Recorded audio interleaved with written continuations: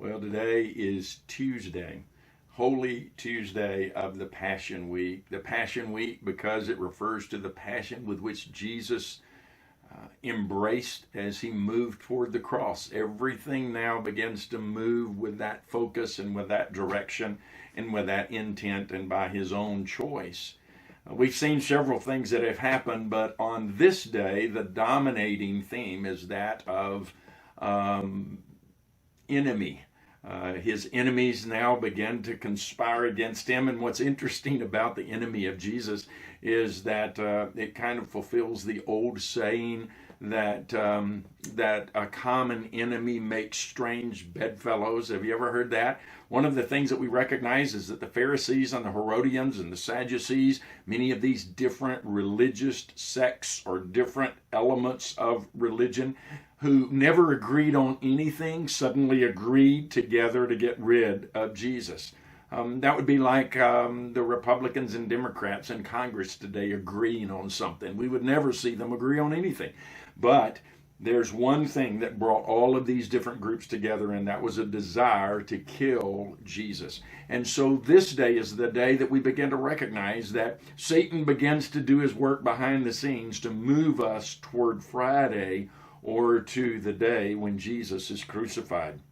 In addition to, and about 2/3 of what happens in the course of this day revolves around those different groups getting together in their attempts to trap Jesus. They would try to come up with a question to make him look bad, or to have something against him that they could use as maybe to prove that he's guilty of treason or something.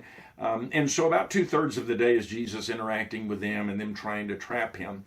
But the final third of the day is a teaching that Jesus offers to his disciples. And again, it centers around the temple. He walks across in the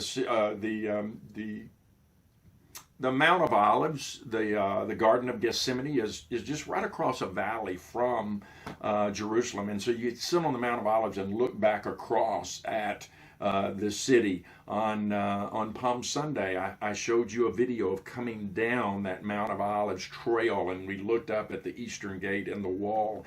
And so the disciples look, and this wall is magnificent. In fact, I want to show you a picture here. Now, this picture is of one of the stones that still exist of the Herodian wall. And this would have been the wall that would have been there during the time that Jesus was there. The largest stone ever found from the wall of the temple when Jesus was there was 50 feet long, 14 feet wide, and 10 foot tall, and weighed about 500 tons. So, I mean, you imagine when you see these size of stones that the disciples would say, this is magnificent. Have you ever seen anything like this? But now imagine when Jesus said, you know, guys, the day's coming when not one of these stones is going to be left standing on another.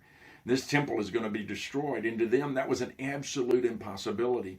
But it introduces the message that Jesus begins to share with them of the second coming of Christ. He begins to look not only at his first coming and why did he come to offer us salvation, but the return of Christ in the ultimate end of time. And he gives us a glimpse of that in the text before us. So take a few moments and read Mark chapter 13. Read the whole chapter, verse 1 all the way down through verse 37. It's not a long chapter. It might take you a little while to work through and think through it. My task today is not to bog down in the weeds of what he said, but to give you an overview that Jesus is saying as a result of his first coming, there will be a second.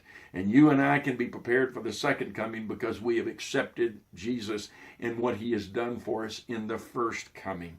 Well, the stage is now being set for Jesus to be arrested and to be killed.